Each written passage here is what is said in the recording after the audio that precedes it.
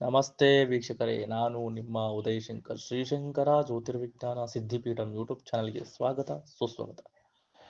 ಬನ್ನಿ ವೀಕ್ಷಕರೇ, ನೂತನ ಸಂವತ್ಸರದ ದ್ವಾದಶ ರಾಶಿಗಳಲ್ಲಿ ಮಿಥುನ ರಾಶಿಯ ಫಲಾಫಲಗಳನ್ನು ತಿಳಿದುಕೊಳ್ಳೋಣ. ಜೈ ಶ್ರೀರಾಮ ಎಂದು ಹೇಳಿದ ಹನುಮ ಜಿಗಿಜಿಗಿದು ಹಾರಿದ ಲಂಕೆಗೆ. ನಾನು ಎಂದು ಬೀಗಿದ ರಾವಣ ಬೆಂಕಿ ಹಚ್ಚಿಕೊಂಡ ತನ್ನ ಲಂಕೆಗೆ ಎನ್ನುವ ಗಾದೆಯಂತೆ ವರ್ಷಾರಂಭದಿಂದ ವ್ಯಯದ ಗುರು ಬೋಧನೆಯನ್ನು ಕೊಡದೆ ವೇದನೆಯನ್ನು ತಂದಿಡುವನು. ಆರ್ಥಿಕ ಸ್ಥಿತಿಯು ಮುಂದಕ್ಕೆ ಓಡದೆ ಹಿಂದೆ ಹೋಗುವುದುಂಟು. ಕೊಟ್ಟಿದ್ದು ಬಾರದೆ ಕೆಟ್ಟದ್ದು ಕೊರಳಿಗೆ ಸುತ್ತುವರಿಯುವುದು. ಮತ್ತೆ ಮತ್ತೆ ಆಲೋಚಿಸಿ ಮುಂದುವರಿಯಲು ಯತ್ನಿಸಿ.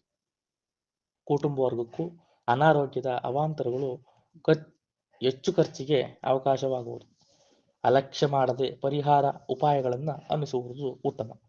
ಕತ್ತಲಲ್ಲಿ ನೆರಳು ಮಾಯ, ಕಷ್ಟ ಬಂದಾಗ ಸಂಬಂಧಿಕರು ಮಾಯ ಎನ್ನುವಂತೆ ಬಂಧುಗಳು ಸಹಿತ ಹಿಂದೆ ಸರಿಯುವರು. ಹೊಸ ಯೋಚನೆಗಳನ್ನು ಬಿಟ್ಟು ಬಿಡುವುದು ಉತ್ತಮ.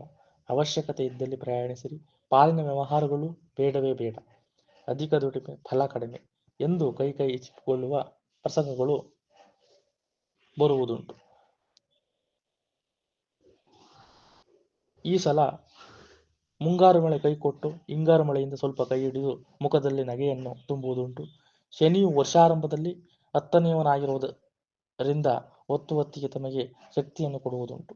ಶ್ರಮ ಅಧಿಕವಾದರೂ ಸಾಲ ಕಡಿಮೆಯಾದರೂ ಸಾಲ ಮಾಡಿಯಾದರೂ ಬೆಳೆ ಬೆಳೆದು ಉಳಿಸಿಕೊಳ್ಳುವತ್ತ ಗೊಬ್ಬರ ಔಷಧಿಗಳನ್ನು ಸಕಾಲದಲ್ಲಿ ಪೂರೈಸಿ ಸಮಸ್ಯೆಗೆ ಪರಿಹಾರ ಕಂಡುಕೊಳ್ಳುವ ವ್ಯವಸ್ಥೆ ಮಾಡಿಕೊಳ್ಳುವುದು.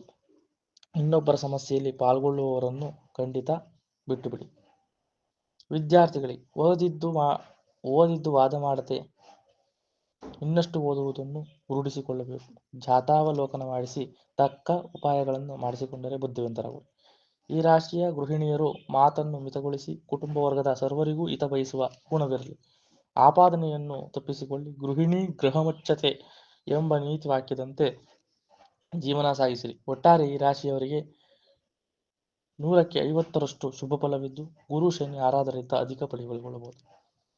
ಹೀಗೆ ಮಿಥುನ ರಾಶಿಯ ಫಲಾಫಲವನ್ನು ನೋಡಬಹುದು. ಈ ಮಾಹಿತಿಯು ತಮಗೆ ಇಷ್ಟವಾಗಿದ್ದಲ್ಲಿ ಲೈಕ್ ಮಾಡಿ, ಶೇರ್ ಮಾಡಿ, ಹಾಗೆಯೇ ನಮ್ಮ ಚಾನಲನ್ನು ಸಬ್ಸ್ಕ್ರೈಬ್ ಮಾಡಿ. ಧನ್ಯವಾದಗಳು.